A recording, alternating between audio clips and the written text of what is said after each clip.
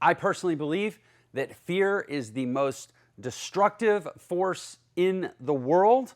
It is the number one reason why people don't do what they know they should do, and why they do things that they know they shouldn't do. And I think that if we could overcome and eradicate fear, or at least all irrational fears, we would pretty much save humanity.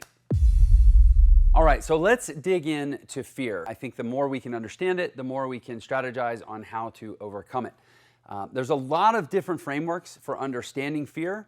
I want to sort of make this video particularly about irrational fears. Like, there are legitimate fears, but frankly, it's almost not even worth talking about that. If you're in the face of a legitimate fear, there's no point in, it's not a fear to overcome. It's just information to respond to. Like, there's a gun pointed in your face, or there's a bear charging you in the woods. Like, we don't need to make a video about overcoming those kinds of fears. But the vast majority of fear is what I call irrational fear, because I just don't think we live in a world where fear should really be nearly as prevalent as it is. We're not all going to get cut down at an average of 30 years old by some sort of natural disaster, or getting eaten by a bear in the woods. We're fine. We don't need to be scared all the time. And yet, you look at the world. You look at. Never mind looking at social media and the dialogue and the discourse on social media, or the media itself. But like, we live in a very fear-driven world. We live in a world where fulfillment, satisfaction, happiness is very low compared to what it could be. We have, less than 15% of people in the world that actually self-report as being very happy. And yet the reason that people aren't making different choices and doing the different things that would bring them fulfillment and bring them happiness and get that number up is because of fear. They're scared. They're scared of, like, whoa, if I quit my job, I might lose my 401k, or I might not be successful at this other thing I want to do, or if I leave this relationship that isn't really fulfilling, I might not find someone else, and maybe I should just settle. Settling is the other side of the fear coin, right? People are just settling for what they have because they're afraid of making changes that could potentially lead them to their greatest life and their best possible version of themselves. So I think we've got to get aggressive. We've got to get on the offensive against fear.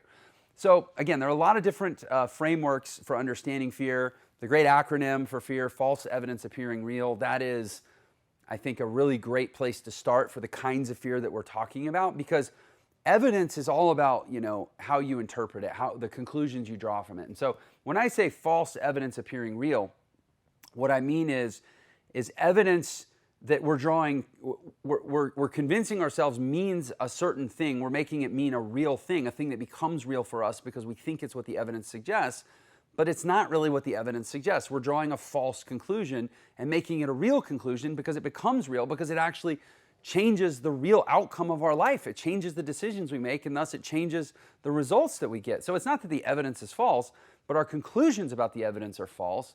But unfortunately, it becomes real.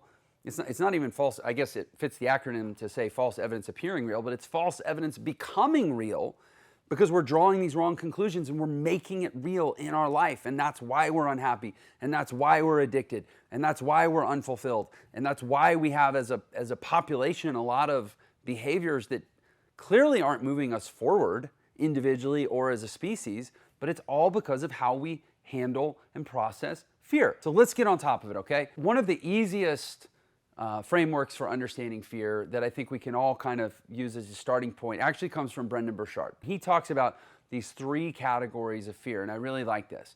So the first is fear of loss. In other words, if I do this thing, I'm going to lose something, right? And again, it doesn't matter whether you're quitting a job, quitting a relationship, starting a business, starting a diet, starting a workout routine, virtually anything, right? Because saying yes to something is always saying no to something else. Whenever you do a thing or consider doing a thing, you're talking about giving up on something related to the thing you were doing. Like, again, quitting a job means maybe you're not going to have the retirement plan. Maybe you're not going to have the benefits. You're going to lose something if you take that step. So we're afraid of what we're going to lose if we do the thing, right? The next type of fear is fear of change, or what Brendon Burchard calls fear of process. I like fear of change just because it's kind of easier. Like, we know, we all kind of resist change, right? Why?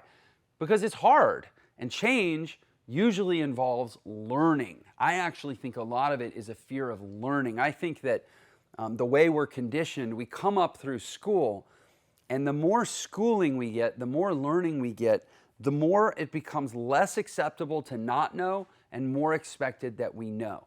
You think about on your first day of kindergarten, you showed up, and it was not expected that you knew, it was expected that you didn't, and it was expected that you needed to learn.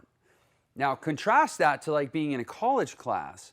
You're meant to have learned while you were at home. They assigned you 200 pages to read. You're meant to come into class knowing. And if you get the teacher asks you a question, you get it wrong, you're embarrassed. You feel dumb. You feel silly, right? So our relationship with education, when we start, we're expected to be ignorant and we're expected to need to learn. But that decreases, and the longer we go through education, what increases is the expectation that we're knowledgeable and the expectation that we've already learned. And that's horrible. I think that's horrible because by the time we're adults, we've kind of finished the educational phase of our life, and now we've entered into this idea that we're just supposed to know things and that it's embarrassing to look silly, it's embarrassing to be ignorant or unknowledgeable. And that actually, I think, is the reason we have so much fear around learning. Learning actually used to be really fun, and it used to be really easy. And by the way, you didn't even need to know how to speak to learn, because the most learning you ever did was before you even learned how to speak. You were learning every day when you were an infant. And you didn't even have words. You were just learning from pictures and experiences and sensations. Like we're little mushy balls of learning potential, and it gets like cooked out of us through the educational process, so that by the time we're an adult, we go, oh my gosh, I gotta change. I gotta learn a new set of skills. I gotta learn some new knowledge. I gotta retrain my behaviors. I gotta learn some new habits. I might have to meet some new people. And that all just sounds so onerous and so painful and so scary, right? But actually, and we'll dig deeper on this, I think that should be exciting. Like when we were born into this world, we were literally wired to be like that. Culture is what changed us. But I digress. We'll come back to that. So you have fear of loss, you have fear of change, and then we have fear of the result, or I think Brendan calls it fear of outcome. Like, what if I do this thing? What if I lose what I lost, and I change what I changed, and I still don't get the result that I wanted? The result doesn't result, right? Like, so we're afraid of the outcome. What are we going to get when we do this? What if it doesn't live up to expectations? What if it's worse than we were hoping for, right? Those are really the three kinds of fears, specifically the three kinds of fears that inhibit our growth as a human being. So before we get into what to do about those fears, I want to really just kind of ask you to reflect for a second. I'm confident that there's no one that could possibly watch this video that doesn't have at least one of those type of fears present in their life right now. You've thought about doing something, but you're afraid of what it might cost you, afraid of what you might lose. You've thought about doing something, but you're resistant to actually make the change and do the work. You've thought about doing something, but you're afraid it might not live up to expectations, and coupled with that is it might prove the doubters right? And I guarantee you've got one of those fears present in your life, probably all of them. I think most people have all those fears running all the time. So I want you to really just take a minute. You can even pause the video for a second and just reflect, like, where is this present in my life? And then I want you to commit to watching the rest of this video, because I'm going to tell you exactly how you can reframe it to get past it. Hey, sorry for the interruption. I just wanted to let you know you can get a free copy of my book, The Millionaire Shortcut, which will show you the fastest way to become a millionaire in the new economy.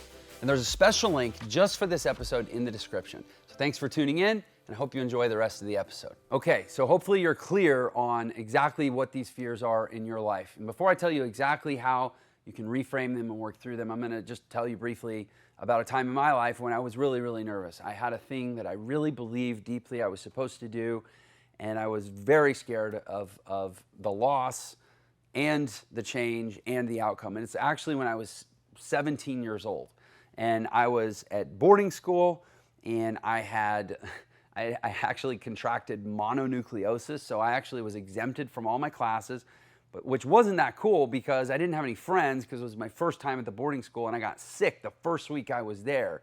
So I got exempted from all my classes. I had 3 months I didn't have to go to class, but I'm living alone in this dorm in Massachusetts, and I don't know anybody, and I can't even go meet anybody because I'm sick with a highly contagious disease. So I have 3 months of just being alone in New England. I'm from Texas, so I'm a long way from home. And during that time, I found this old music building on the campus at this boarding school. And it had been abandoned because they built a new music building, but they left behind one old piano.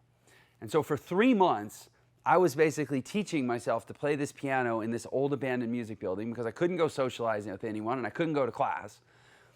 And during that time that I was there, I started to realize I don't really think I need to be in school, because I knew from a summer job the previous summer that I wasn't really compatible with a job. I was never going to be a person that could like get a job and go work for someone else. And school to me just seemed like this preparatory pathway to prepare you to be employable someday in some category, some industry or something. And I knew that wasn't for me. So I started to come up with this idea that like, oh my gosh, I'm really excited about this music thing. I should go do that. I should like drop out of school and become a musician. Now, you can imagine the amount of fear that I had around that, because what would I lose? I would lose if I didn't have a high school diploma. You know, what is the prospects for people in this world without even a high school diploma? And certainly, what would the story around that decision be at a boarding school in New England? What would they say if I said to, whether it was a fellow student or a teacher or anyone, hey, I'm thinking about dropping out of school to pursue a career in music? And then the fear of the change, what would need to change? Well, there was a small problem. I wasn't a very good piano player. I just started that semester. I'd literally, at the time I started having this idea, I'd been teaching myself. I didn't even have a teacher. I'd been teaching myself for like a month or two and was like, this is so cool. This is so fun. I could make music. It could like connect with people. It could land with people. Maybe I'll be a famous rock star someday, or maybe I'll just be really happy and make a living doing something I love. But I felt this passion. I felt this connection.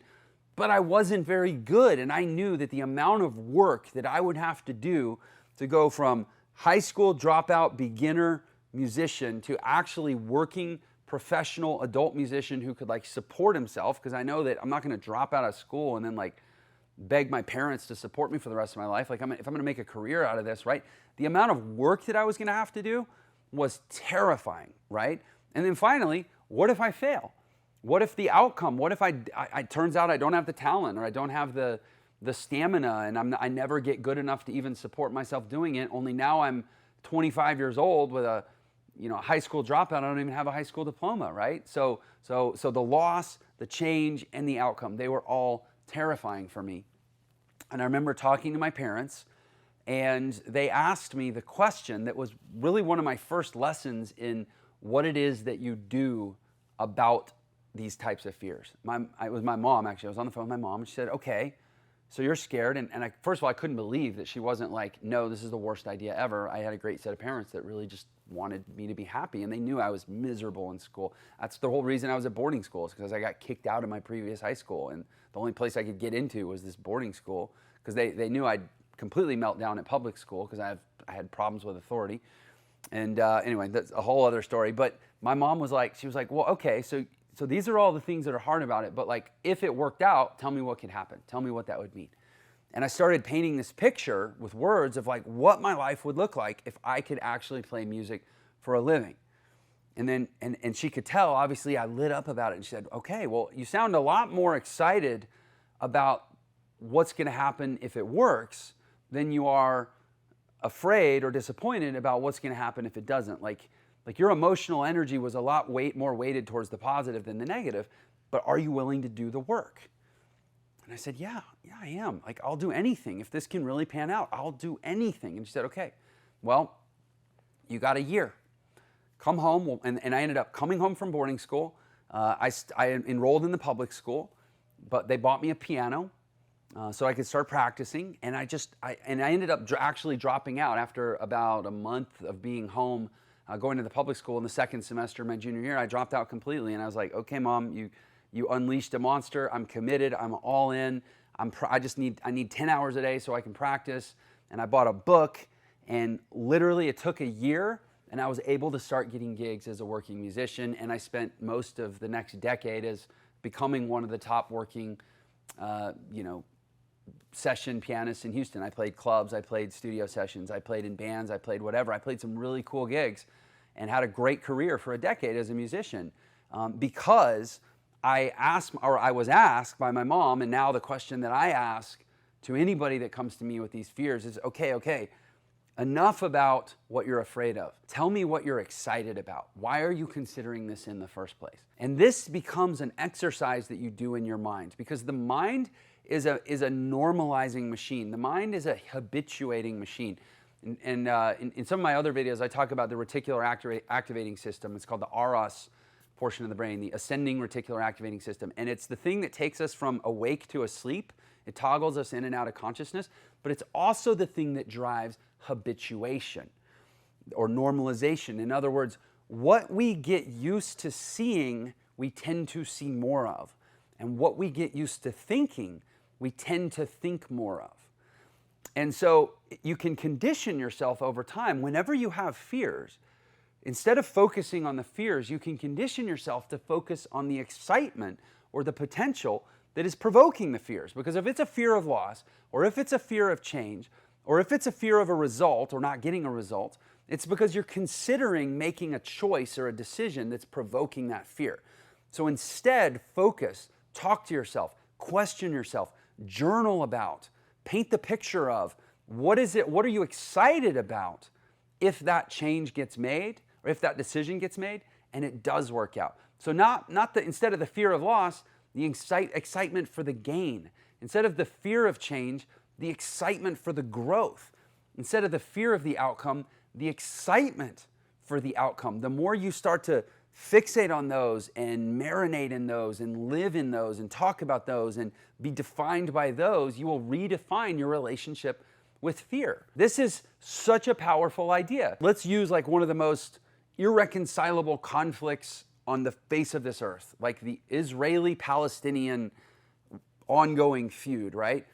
I can only imagine being a negotiator, sitting down at the table with the weight of history and the weight of my people and my culture and my nation and the weight of all this weighing on me, having that conversation with the other side. And the whole time you're just sitting there like afraid of this isn't going to work, and it never worked before, and it's not going to work this time. And for it to work, I would have to convince all these people to change, and policies would have to change, and lifestyles would have to be changed, and locations would have to change. And what are we going to lose? What am I going to lose or what? I mean, that's what both sides are obsessed with, right? It's like, what are we going to lose in order to make peace, right?